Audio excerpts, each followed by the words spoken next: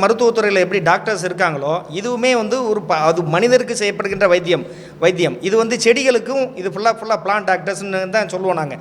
என்னென்னா ஒரு வைத்தியர் வந்து எப்படி வந்து மனிதத்துக்கு செய்யக்கூடியவர் வந்து ஒரு கண் மருத்துவரை இதய அறுவை செய்ய முடியாது. அதே மாதிரி ஒரு எலும்பு முறிய டாக்டர் வந்து ஹார்ட் ஸ்பெஷலிஸ்ட்டாக இருக்க முடியாது. ஒவ்வொரு துறைக்கும் தனித்துவம்னு மகத்துவம்னு தனியாக இருக்குது. அதாவது சப்ஜெக்ட் ஸ்பெஷலைசேஷன் சொல்லுவாங்க இதை. அப்படி அதே போன்று தான் வேளாண்மை துறையிலுமே பார்த்தீங்கன்னா வேளாண்மை, தோட்டக்கலைத்துறை, வேளாண் பொறியியல் துறைன்னு வெவ்வேறு படிப்பு பயின்றவர்கள். இது எல்லாருக்குமே வந்து எல்லா தொழில்நுட்பம் தெரியாது. அவங்கவுங்க சப்ஜெக்ட் ஸ்பெஷலைஸ்டாக இருப்பாங்க.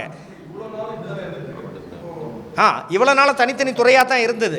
இப்போ தான் வந்து சென்ற அரசாங்கம் வந்து இதை வந்து யாருடைய தவறுதான வழிகாட்டுதலோ தெரியவில்லை. ஆனால் என்ன அப்படின்னா சார், எந்த ஒரு அரசு ஆணையம் வெளியிடப்படும் போது என்ன சார் எந்த ஒரு அரசு ஆணையம் வெளியிடப்படும் போது என்ன செய்வாங்க அப்படின்னா ஒரு வல்லுநர் குழுவை அமைப்பாங்க. ஏதாவது ஒரு புதிய திட்டம் கொண்டு வர போகிறாங்க அப்படின்னா ஒரு வல்லுநர் குழுவை அமைப்பாங்க.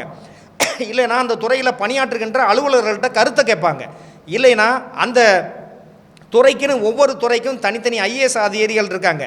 அவங்கக்கிட்ட ஃபுல்லாக ஒரு ப்ரொப்போசல் கேட்பாங்க. அப்படியெல்லாம் எந்த ஒரு இதுவுமே செய்யலை. வேளாண்மை துறை என்ற ஒரே ஒரு துறையிட்ட மட்டும் கருத்து கேட்ப கேட்டுட்டு மீதி எல்லா துறையினோட பணிகளையும் ஒன்றா இணைக்கிறாங்க. அது மட்டும்தான் தவறு என்று சொல்கிறோம் நாங்கள். ஏன்னா இது வந்து நடைமுறைக்கு சாத்தியமற்ற ஒரு பணி. ஒவ்வொருத்தரும் அவங்கவுங்க பணியை செஞ்சால் மட்டும்தான் சிறப்பாக விவசாயிகளுக்கு நம்ம சர்வீஸை கொடுக்க முடியும். அது இல்லாமல் எல்லாரும் எல்லா பணியும் செய்ய முடியும்னா கண்டிப்பாக கடவுளால் மட்டும்தான் முடியும். எல்லாராலும் கண்டிப்பாக முடியாது சார். இல்லை, அதே போன்று இன்னொன்று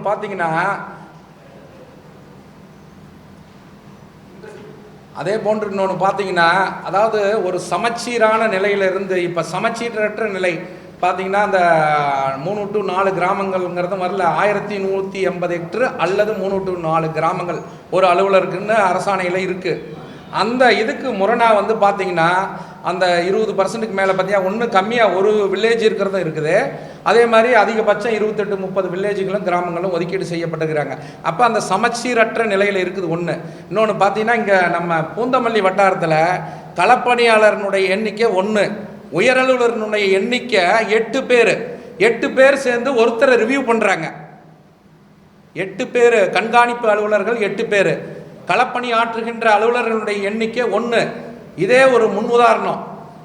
இதை கேட்டால் வந்து அது பின்னாடி பண்ணுறாங்க. இதெல்லாம் வந்து முரண்பாடான அரசாணைகள். அதனால தான் நாங்கள் சொல்கிறோம். அதே போன்று அதிகப்படியான இதை எடுத்துக்கிட்டிங்கன்னா பார்த்தீங்கன்னா ஒரு சில வட்டாரங்களில் 22-24 கள அலுவலர்கள், கண்காணிப்பு அலுவலர்கள் 8 தான். அப்போ வந்து அந்தந்த துறை வந்து 4 துறையும் இதாகணும்னா 24 பேரை மானிட்டரிங் பண்ணுறாங்க. சாத்தியமற்ற ஒரு இது எல்லாமே ஒரு அன்ஈவன் சமச்சீரற்ற நிலையை இந்த அரசாணை வந்து காட்டுறது.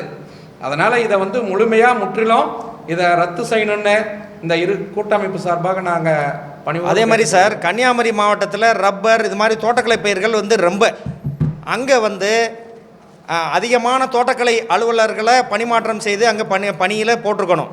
அதே மாதிரி பார்த்தீங்கன்னா நீலகிரி மாவட்டம் எடுத்துக்கிட்டோம்னா தேயிலை நிறையா, தோட்டக்கலை பயிர்கள் நிறையா விளையுது. Okay sir. Thank you sir.